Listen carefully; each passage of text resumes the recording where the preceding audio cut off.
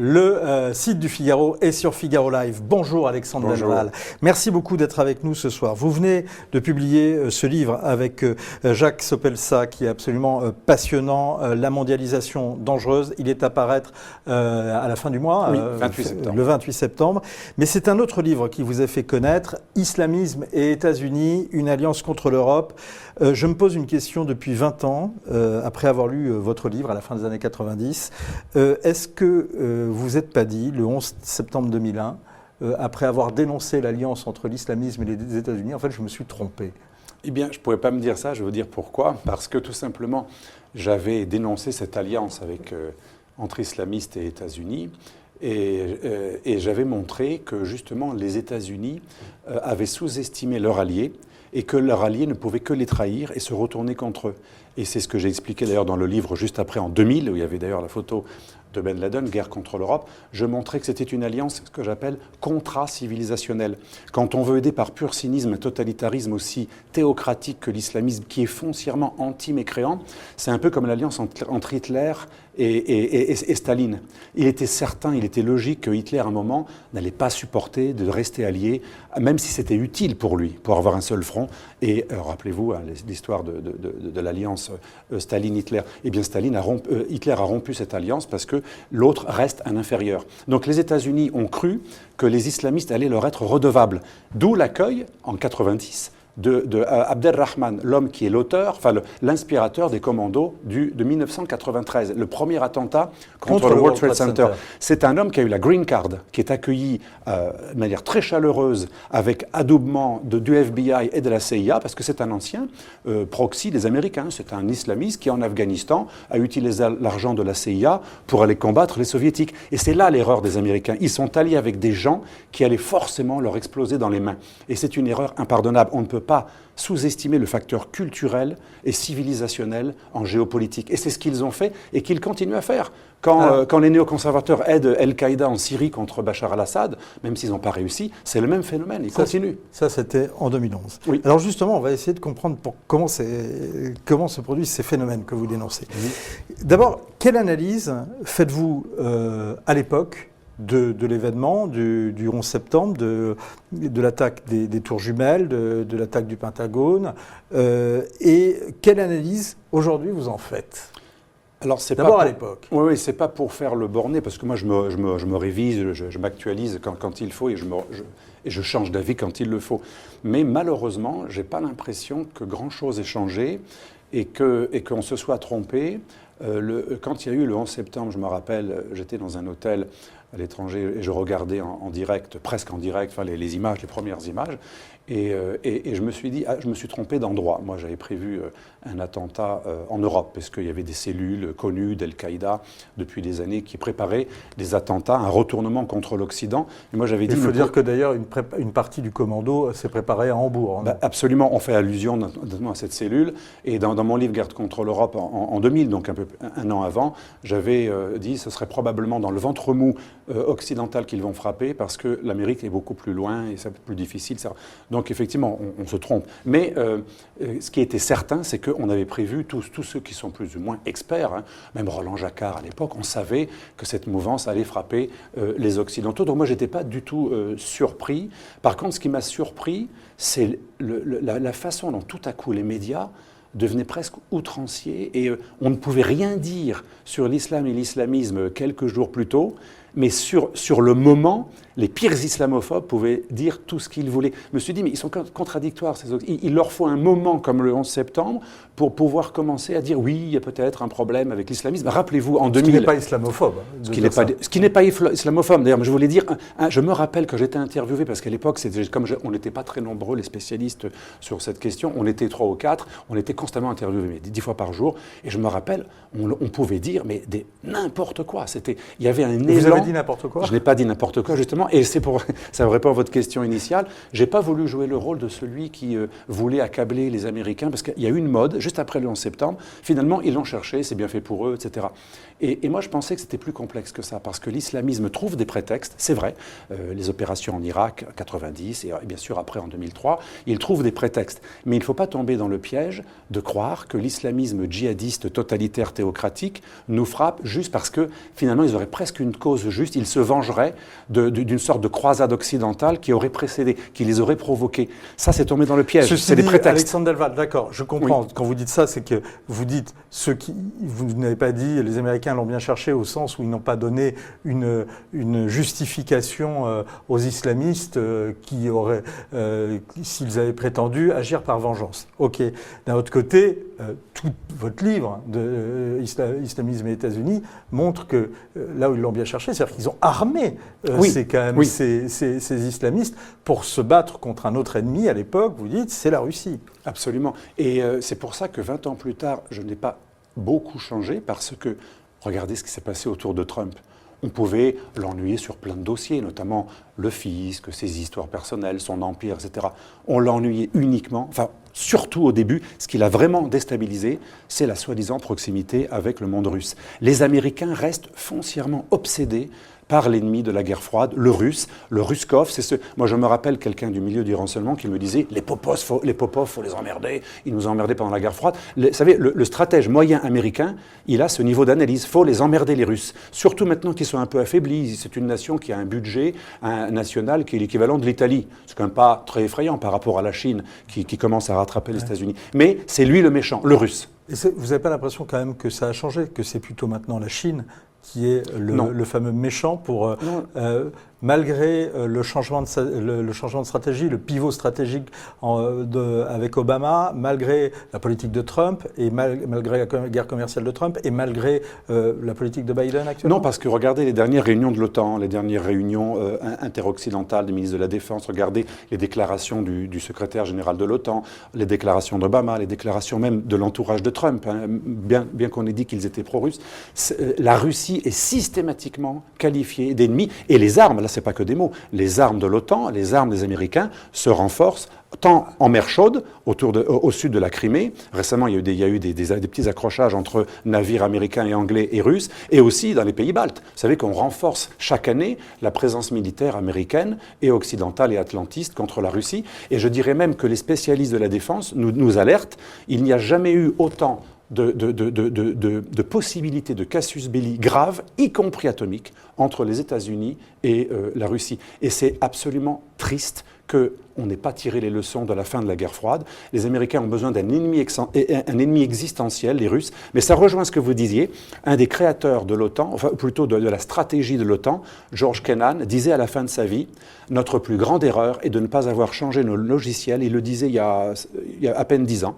Nous continuons à vouloir combattre l'ennemi russe alors que nous aurions pu l'intégrer dans le système occidental. Ça va mettre les Russes dans les bras des Chinois. Ça rejoint ce que vous disiez tout à l'heure. Moi, je vous posais juste des questions. Oui, quand vous parlez de la Chine. Je salue Nathan 770 qui dit qu'il est heureux de nous retrouver. Ben, nous aussi, on est heureux de vous retrouver, Nathan. Dans Figaro Vox, notre confrère Alexandre Devecchio affirme aujourd'hui que la thèse du choc des civilisations de Samuel Huntington est encore plus d'actualité. C'est vrai que c'est un livre qui paraît à ce moment-là et dont on parle beaucoup après les attentats du 11 septembre. Est-ce que vous partagez cet avis? Oui, je partage cet avis, bien que... Enfin, je le partage, mais ce qui n'est pas connu, c'est le vrai Huntington. Je relisais encore hier un article de fond d'Huntington de La Repubblica en 2002. Vous savez ce que disait Huntington en 2002? Qu'il ne fallait absolument pas confondre islam et islamisme, ce qui est très juste, et que dans 20 ans, on n'aura plus de problème islamiste. Le vrai Huntington est beaucoup moins extrême que ce que l'on croit, beaucoup moins caricatural, et dans ce long article écrit... Trompé, par contre. Je ne suis pas sûr qu'il soit trompé. Si, sur le fait que dans 20 ans, il n'y aura plus de problème, il s'est largement trompé. Ça prouve que Huntington n'est pas un dieu non plus, même pour ceux qui l'aiment bien, parce qu'il a osé parler des problèmes identitaires. Je pense que Huntington a vu juste sur le risque de choc de civilisation, mais comme beaucoup de stratèges, et même comme moi-même, comme tous, et c'est parfois trompé. Donc, mais ce qui est certain, c'est que Devecchio a raison, mais surtout, Huntington n'est pas du tout la caricature qu'on en a faite. Quand on lit son livre « Le choc des civilisations », il y a beaucoup de nuances, y compris les fractures à l'intérieur du monde musulman. Vous parlez de la caricature aussi en disant, quand vous dites qu'il y a une caricature d'Huntington, c'est d'avoir pensé notamment que décrire le choc des civilisations, c'était le souhaiter. Bravo. Or, on est tout à fait d'accord. Si on dénonce la pluie, ça ne veut pas dire que la pluie n'existe pas. Comment vous analysez le retrait américain d'Afghanistan? Alors, j'analyse ce retrait comme quelque chose de plus que prévu. Vous savez qu'en 2005 déjà, les Américains commençaient déjà à essayer de trouver des points de négociation avec les talibans parce qu'ils savaient qu'ils ne pourraient pas en venir à bout, parce que tout simplement, ils ont perdu la conquête des cœurs. En 2011, par contre, les négociations ont commencé déjà en vue de possibles accords, sauf qu'on n'y arrivait pas, il y avait encore trop de casus belli. Et alors là, en 2017, c'était carrément officiel, mais il n'y avait pas que, les Russes aussi avaient commencé en même temps, et pas que les Qataris, mais les Américains sous Trump, mais même avant. En gros, depuis 2011, on savait que les talibans reviendraient au pouvoir. Et enfin, depuis 2017, les talibans avaient déjà le contrôle de la plupart des régions en dehors des Tadjiks et de Kaboul. Ils avaient déjà le contrôle de l'Afghanistan, je dirais, périphérique. Donc tout cela est tout à fait connu. Et moi, je suis surpris de ceux qui accusent les Russes ou les Chinois. Oui, ils vont bientôt reconnaître les talibans, ils négocient. Mais qu'est-ce qu'on a fait d'autre ? Ah, peut-être pas les Français, mais les Américains négocient avec eux depuis des années. Est-ce que vous êtes surpris de la résistance, en tous les cas celle qui nous semble s'exprimer actuellement en Afghanistan par rapport justement à cet établissement des talibans? Est-ce que c'est pareil pour les talibans de prendre le pouvoir aujourd'hui par rapport au milieu des années 90, quand ils l'ont conquis la première fois? Alors, est-ce que ce n'est pas plus compliqué pour eux? C'est ça ma question. C'est peut-être plus compliqué. Ce qui va être difficile, c'est de faire émerger des talibans soi-disant raisonnables, pas modérés, ça n'existe pas, mais qui seront totalitaires que chez eux, et les distinguer de la seconde mouvance. Vous savez qu'ils sont divisés, les talibans, la mouvance pro-pakistanaise du réseau Haqqani, qui est une mouvance qui d'ailleurs est au pouvoir aussi, qui, elle, veut continuer à soutenir le djihad international. Est-ce que c'est vrai que ces talibans raisonnables vont réussir à rompre avec ce djihad international? Alors, on a un indicateur. Vous savez comment s'appelle le porte-parole des talibans? Zabihullah Mujahid. Ça veut dire l'égorgeur d'Allah qui fait le djihad. C'est le porte-parole officiel du gouvernement. Et le ministre de la Défense est l'ancien chef des opérations spéciales terroristes des talibans. Le numéro 2 des talibans, c'est Haqqani, le fils du créateur du réseau Haqqani, qui est l'aile pro-Al-Qaïda des talibans. Alors avec un gouvernement comme ça, bien sûr, il n'y a aucune femme, il n'y a aucune minorité. C'est une véritable farce. On sait que c'est un gouvernement terroriste qui se met en place. Et moi, je ne vois pas comment les rares modérés à l'intérieur des talibans vont s'imposer. Les trois grands ministères, vous savez, ce sont tous des proches du Mollah Omar, dont un type qui est recherché par toutes les polices internationales pour les plus grands. Le taliban, le premier président taliban, si on peut dire. Absolument. Et le Premier ministre, n'en parlons pas, Hakoun, il est complètement lié à l'histoire du Mollah Omar, qui est le Mollah Omar, vous savez, vous vous rappelez, c'est l'homme qui avait accueilli Oussama Ben Laden et Al-Qaïda en Afghanistan. Donc je ne crois pas du tout à ces Afghans talibans modérés, mais pour répondre à votre question, j'ai le malheur et j'ai pas le plaisir de vous annoncer quelque chose que savent beaucoup de spécialistes. Une grande partie des Pashtuns, qui sont non pas ultra-majoritaires, mais qui sont la plus grande minorité, sont 40%, adhèrent globalement au projet taliban qui correspond à leurs mœurs extrêmement tribales. Et ça, c'est un vrai problème. Il y a une assise pour les talibans. Dès lors qu'ils ne sont pas en guerre avec l'Amérique et qu'ils ne recommencent pas l'erreur de 2001 en accueillant l'équivalent d'Aben Laden, ils sont plutôt relativement populaires, en tout cas plus populaires que tous les gouvernements pashtuns qu'on a eus, pro-américains, qui étaient extrêmement corrompus et inefficaces. C'est l'un des ressorts du succès des talibans, ce qu'on a expliqué notamment dans les sujets sur la question sur Figaro Live. Le temps file, Alexandre Delval, on vous écouterait des heures. J'ai deux dernières questions. La première, c'est finalement 11 septembre 2001, 11 septembre 2021, qui a gagné la guerre? Je pense que la guerre militaire, on peut la gagner contre n'importe quel ennemi, pratiquement, sauf les Russes. Mais la guerre des cœurs, comme disait le général Petraeus, le grand général américain qui s'est inspiré d'ailleurs de la contre-insurrection, vous savez, de l'armée française. C'est un homme qui est très cultivé, qui a beaucoup analysé les phénomènes civilisationnels et psychologiques. Il disait: nous avons perdu la conquête des cœurs.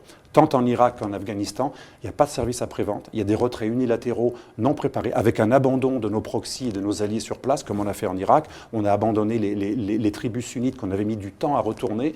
Là, on a abandonné une partie de ceux qui nous aident. Ne parlons pas de la vallée du Panchir et des Tadjiks. Donc on a perdu la conquête des cœurs. Et c'est comme au Sahel, la France. On passe de 5000 à 2700 hommes, et peut-être un jour le retrait total, parce que ça ne marche pas. Il faudrait 200 000 Français dans l'opération Barkhane pour pacifier le Sahel.